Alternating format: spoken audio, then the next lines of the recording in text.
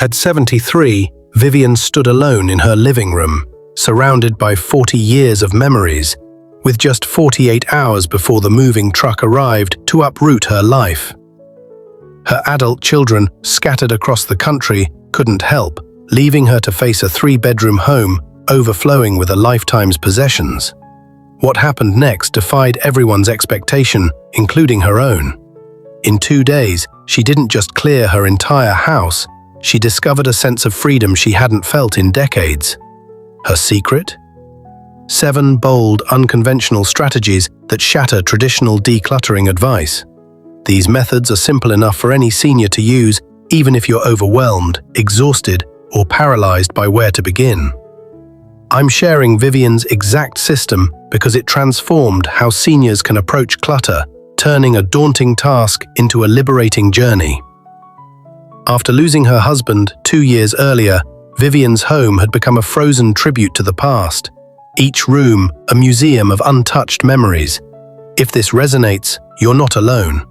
What makes her story extraordinary is that she didn't spend months agonizing over every item. Instead, she used 7 counterintuitive tricks designed for seniors grappling with decades of belongings, limited energy, and deep emotional ties. By the end, you'll have Vivian's roadmap to reclaim your space and life. Have you ever felt crushed by the thought of decluttering your home? Share your biggest hurdle. It might help someone else feel less isolated. Vivian wasn't naturally organized. Her cluttered home reflected years of postponing decisions. After her husband's death, touching his belongings, or anything, felt unbearable.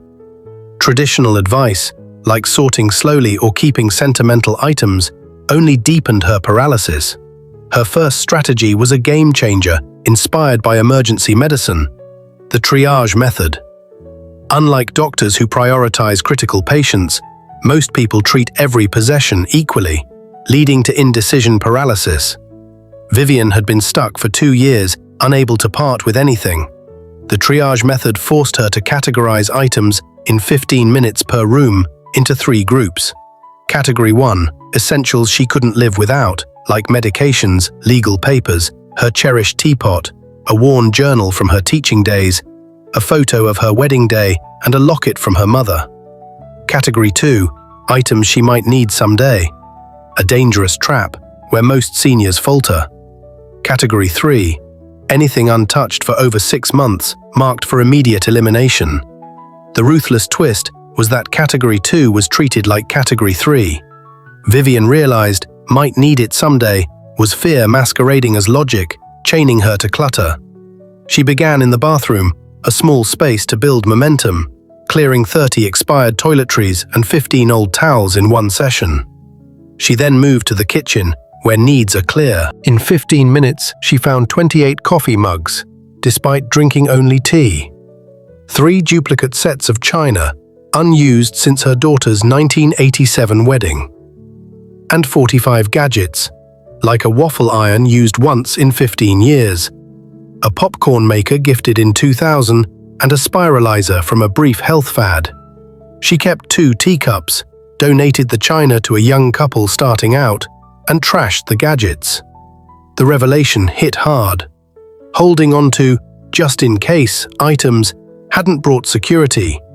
It had left her anxious, trapped in a house that felt like a storage unit. She found 25 expired spices, some from the 1980s, cluttering her pantry and evoking meals she'd never cook again. In the living room, she uncovered 60 decorative pillows for a small sofa, 20 throw blankets in a warm climate, 80 candles she never lit due to fire safety fears, and 25 dusty picture frames holding no photos. Each triage space boosted her confidence, and by her 5th room, she was eager to purge more, her mind transforming as space opened up. The triage method turned chaos into swift, clear decisions, freeing her physically and emotionally.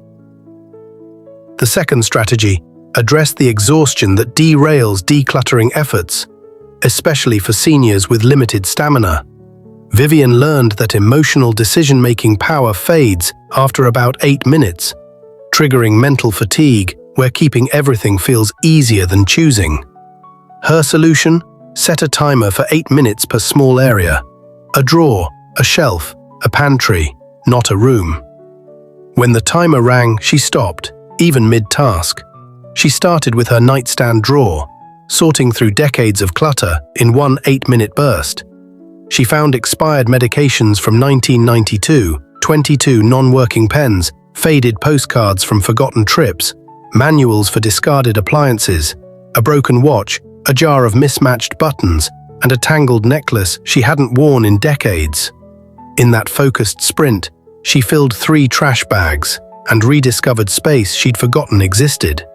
Stopping while she had energy made her anticipate the next session, turning decluttering into short, achievable sprints rather than a grueling marathon.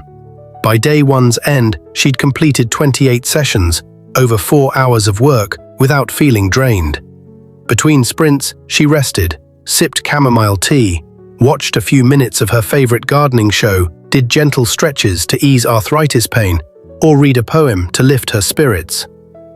Vivian kept a pocket notebook to jot plans, like tackle the linen closet at 3 p.m., maintaining focus without mental overload. She paired each session with a reward, a piece of dark chocolate, a call to her sister, or a moment to water her plants, making the process feel joyful. She played soft music, like classical piano or Ella Fitzgerald, during sessions to keep her calm and focused. She also used a small stool to... Have you tried tackling whole rooms and burned out halfway? Your story might echo others' struggles. Vivian's third strategy was a psychological breakthrough, imagining a stranger sorting her belongings after she was gone. This stranger test stripped away emotional baggage, revealing items' true worth. Would a stranger understand why she kept 1999 magazines, 80 candles she never burned, 35 mismatched vases, or 40 chipped teacups? No, they'd see hoarding. This clarity helped Vivian tackle sentimental items where most seniors stall. She had 9 boxes of her children's school artwork, cherished but overwhelming. A stranger wouldn't keep 400 drawings, so she saved 15 pieces that captured her kids' personalities and let the rest go guilt-free. Her 28 photo albums, filled with blurry vacation shots, duplicates, and unidentified faces, were condensed into 5 that told her life story. In her closet, suits from her teaching career made no sense for a retired volunteer. Out they went to young educators. Her 400 book collection, including outdated travel guides, computer manuals, diet books from the 1970s, and novels she'd never reread, was donated after failing the stranger test. She kept a few classics, like her worn Pride and Prejudice, a poetry anthology from college, and a signed cookbook from a friend. The stranger test prioritized what enriched her life now, not guilt or obligation. Vivian realized she'd clung to decorative clutter, like 50 knickknacks, while ignoring functional chaos, like overflowing kitchen drawers.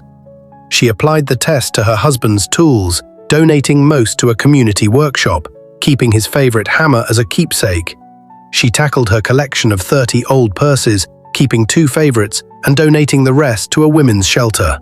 She even sorted her 20 pairs of outdated glasses, donating them to a vision charity. The stranger test made decisions objective, turning sentimentality into clarity. The 4th strategy tackled the fear of needing something later, the replacement reality check. Vivian asked 3 questions about every just-in-case item. Could she replace it if needed? What would it cost? How often had she used it in 5 years? This dismantled her hoarding instincts. Her 18 screwdrivers in various drawers. Replaceable for $12, unused in years, keep 1, donate the rest. Craft supplies for abandoned hobbies.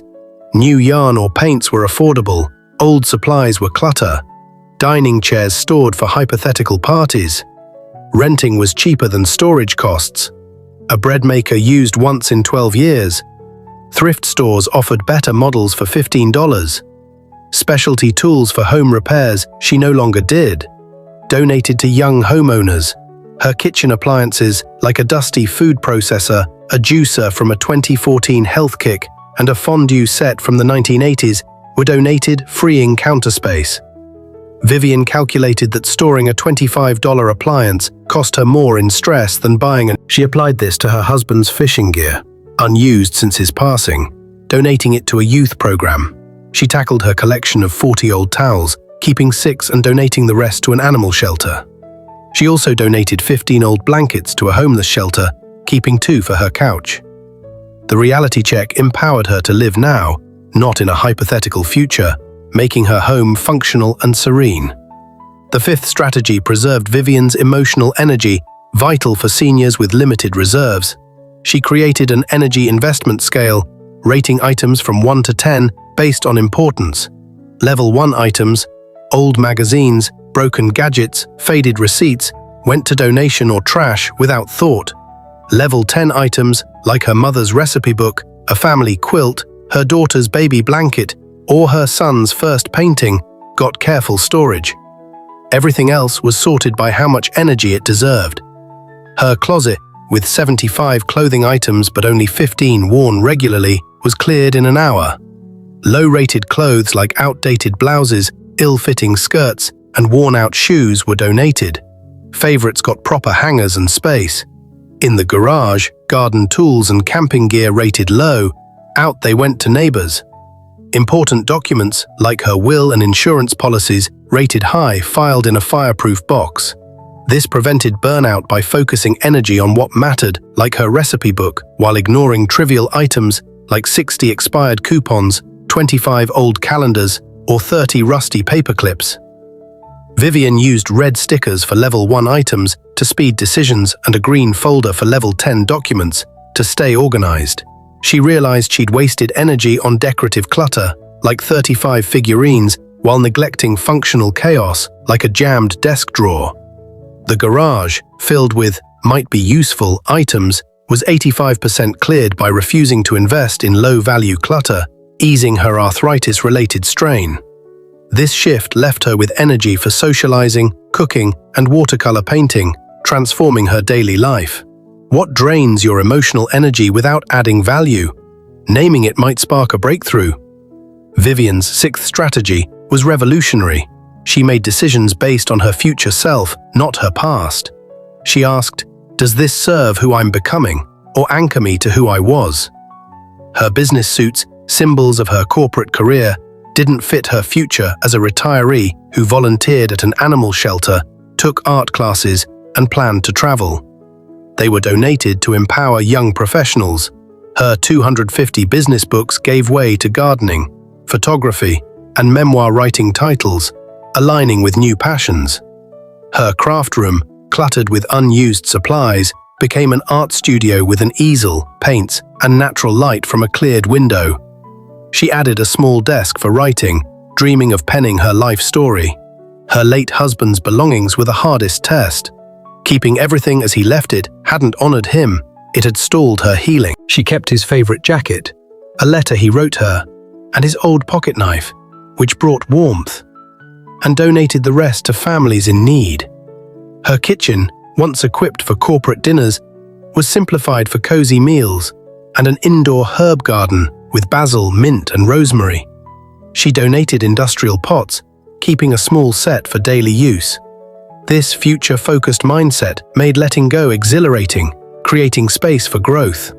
Vivian envisioned her future self exploring museums, hosting small brunches, learning Spanish for a trip to Mexico, and taking dance lessons. Each decision supported that vision. She cleared a guest room for her grandchildren's visits, adding a fold-out couch, their favorite board games, and a cozy rug, prioritizing family over past obligations. This approach turned decluttering into a celebration of what's next. The 7th strategy ensured lasting closure, completion ceremonies for released items. Instead of discarding things shamefully, Vivian honored their role in her life, turning guilt into gratitude. For her business wardrobe, she held a career celebration, recalling proud promotions and mentorship moments before donating the suits to a women's non-profit. She slipped thank you notes into donated books, like, "This book guided me through tough times, may it help you," connecting with future readers who later thanked her. For photos, she held a memory celebration, thanking duplicates for capturing moments before recycling them. She photographed her children's artwork, creating a digital album, My Kids' Creations, shared with her tearful adult children. Broken items, like a tattered scarf, cracked mugs, or a chipped vase, got retirement ceremonies, thanked for their service before textile recycling. Her husband's belongings received a love celebration. She held his favorite cap, shared memories aloud, and kept it while donating his clothes to a shelter. Kitchen items, like her mother's pie pans, were thanked for family meals before passing to a neighbor.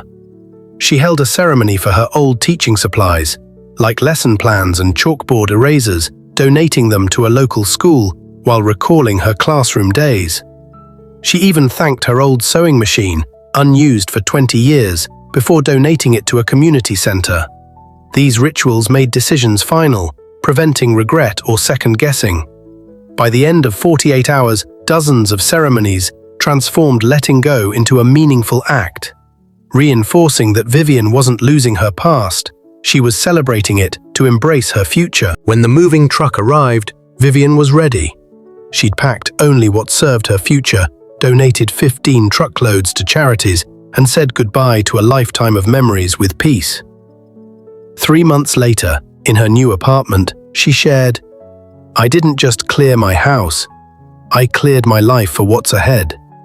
She now teaches art, volunteers at 3 organizations, and is dating for the first time in 25 years, enjoying coffee dates, local theater, and weekend walks in the park. Her 7 tricks didn't just declutter, they unlocked her next chapter. Decluttering isn't about losing things, it's about gaining the life you want. Which strategy will you try first? Share your plan, it could inspire someone to begin their journey.